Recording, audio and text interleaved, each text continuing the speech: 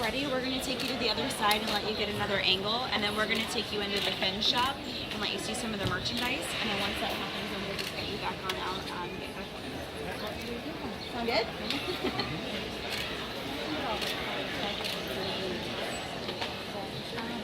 Honestly, it's a relative of the white shark, which is your guy's favorite shark. I mean, the press just loves white sharks. But there are other sharks in the world.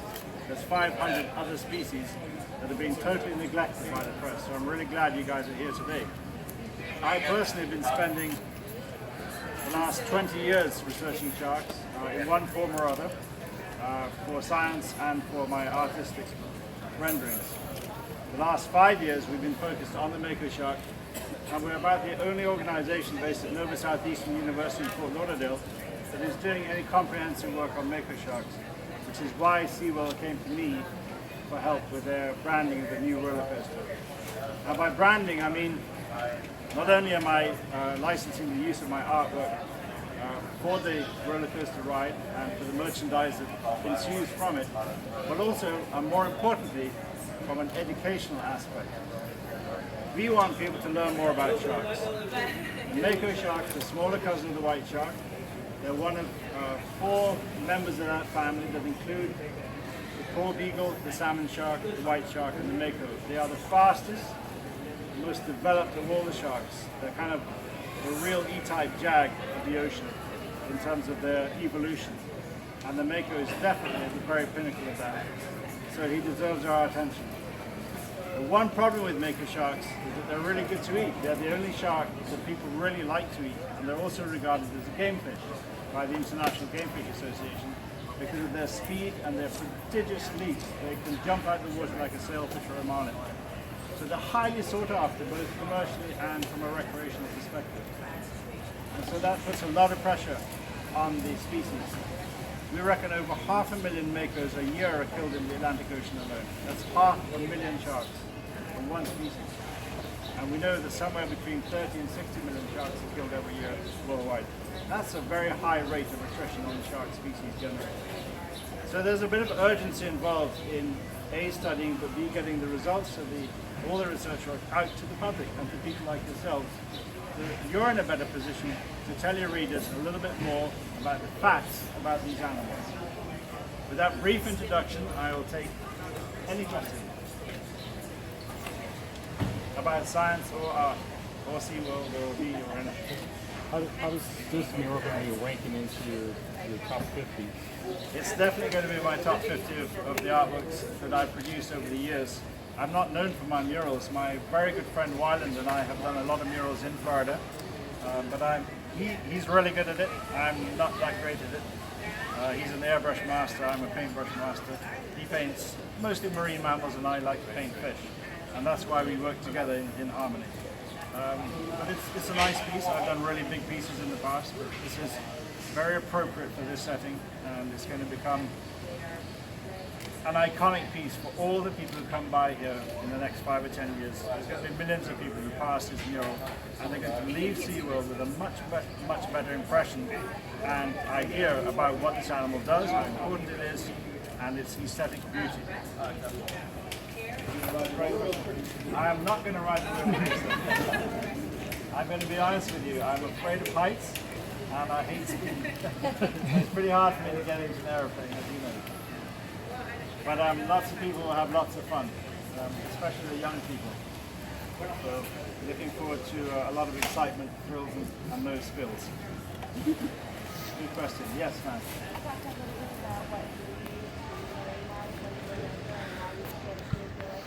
Thank you for that. Great question. I grew up in Jamaica. I'm a 10th generation Jamaican.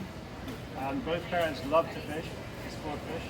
In those days, in the 50s and 60s, we killed everything. It's amazing to see the turnaround now, how catch and release sport fishing has taken on since that.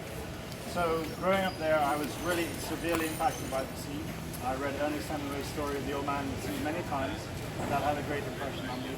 I began to draw that whole story in pen and ink. At that time I was just using pen and ink. It's kind of an illustrative form of art. And then I studied marine sciences at university and did my PhD at the University of the West Indies in Kingston, Jamaica, where I lived at the time. And after a couple of years there, I was having informal art shows, doing fishing tournaments and stuff like that, and got an introduction in Fort Lauderdale to a t-shirt company back in 1986. So that's 30 years ago to this year, almost to the month. And because of that, my hobby became my profession. My profession in painting art and going around the place and doing what I've done for the last 50 years. But it's come full circle because my background as a marine scientist has really helped in the formation of the Harvey Research Institute at Nova, and of course the Harvey Ocean Foundation. So we do a lot of research work now on the large pelagic animals like sharks, billfishes, and tunas. That's our focus. And we've gone into other work as well, like stingrays and groupers and lionfish, contemporary issues that face the Caribbean. But that's our focus. So that's it in a nutshell. And here I am today, in my 60th year, having fun. Yes.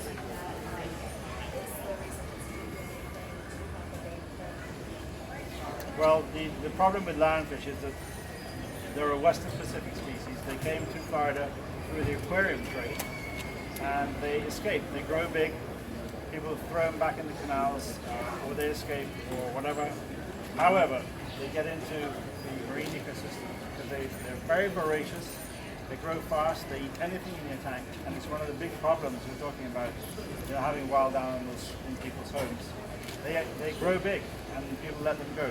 And once you cross that threshold, you reach a sort of a point of no return in the open ocean. They have just exploded in population because of their very fast breeding rate. They can produce 30,000 eggs every 4 days, and they have no natural predators at any stage of their life cycle here. And their prey, the smaller reef fish, don't recognize that they're a threat or a potential danger, so they don't try and invade them.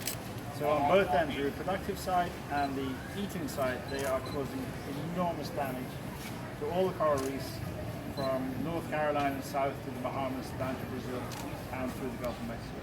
And they spread like wildfire. So the research is on what are they consuming, what is the damage that they've done, but more importantly now is how can we catch them in a passive, effective way that it doesn't involve human beings? Because diving is the only way right now of catching them, shooting them, and it's very labor intensive. That puts the price of the product up. So you go and buy lionfish because they're great to eat. You buy them anyway, it's expensive. The real cause, a way to address this problem is to educate the people that they are very good to eat, and to eat them preferentially over other beleaguered species like snappers and groupers. Sorry, long-winded answer, but you got it all. Anybody over here have a question? Talk about the mural. Talk Yes. about from concept to Yeah. now doing it, and is it going to be available for purchase anyway? It is. It's already available for purchase in the gift store, a smaller version. We'll have different sizes, different size ranges for people. It's also on a shirt. This is another of the pieces that I did. And so we've got 4 or 5 different options for the first go around. Of course, as our contract extends, we're going to upgrade the art and change out art. So there's always something new for the customer to purchase and to learn more about the species. But having signed the contract in November with SeaWorld, I got going right away on a bunch of new Mako shark art. And the timing was really great because we were spending a lot of time researching them, both in Mexico and in the Mid-Atlantic. And we just shot a whole new documentary about Mako sharks, which will be available here too. So we're going to reach people through TV, social media, and through art. Yes?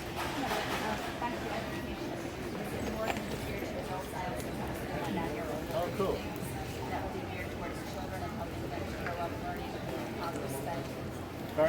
Very much so. In fact, most kids that I met are already very sensitized about the demise of sharks. Actually, young boys just love sharks anyway, so it's kind of cool. They got a head start over everybody else. So we want to work on that base, that inherent interest in kids. And we're definitely going to do that through the SeaWorld machine, which is much more effective than my machine. So combined, our combined efforts are going to be reaching a lot of kids. everybody happy. You want to stand over there by the wall, get some pictures. That's my daughter Jessica there helping me. She's also a biologist. She works at the Department of Environment in Cayman where I live now. And she works on terrestrial stuff. Yeah. Favorite animal to paint is blue marlin. I think it is the amazing fish. Cat, dive with. They are a top ocean predator like mega sharks, but actually they say that caviar and blue marlin. They'll eat blue marlin. Blue marlin will eat mega. So Mako really is a top dog out there. And I say top dog because they're not ambush predators like white sharks or some of the other sharks. They can outrun anything. They can outrun a blue marlin. So they really are from big size. I'm not very big. They grow to about 13 or 14 inches. The blue marlin is a beast. And I grew up with that Sterling Heavyweight mule man in the sea. And if you've ever seen one on the end of the line, you'll dive with them. It's kind of cool. That's another important point. The Mako shark cannot be kept in captivity like many of the other big ocean-going sharks. It's only in the Georgia Aquarium that you have the whale sharks, but they're not really an ocean predator. They're related to the nurse shark family, and they're planktonivorous, and so they're very slow-moving, kind of lumbering animals, very cool, laid back, and they can be kept in captivity successfully. But all these big fish, the marlins, the sailfish, the tunas, the big ocean-going sharks, can't be kept in captivity. So this is the importance of art, the importance of TV documentaries that we dive with the animal in its natural environment and bring the image back to the public. And that's the only way you can really interact with them safely. And they are few and far between, and so it's pretty hard to find them. And people don't realize the amount of time and effort we put into accessing the animals. Thanks for that question.